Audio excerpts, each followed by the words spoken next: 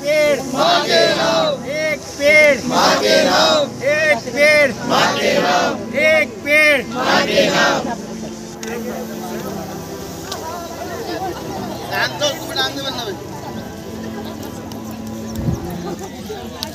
नए वृक्ष लगाए और यहाँ पर हमने कई फलदार वृक्ष लिए हैं, बेलपत्र के झाड़ लिए हैं, जो कि आने वाले समय में बड़े पेड़ के रूप में यहाँ पर दिखेंगे।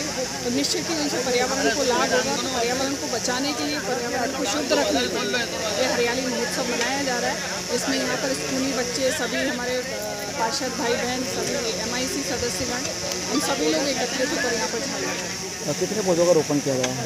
यहाँ 1000 से ऊपर पौधों का यहाँ पर आज लगा रहे हैं। उनसे कल और आने वाले 10-15 दिनों में और भी जगह जगह वृक्षारोपण हो गया।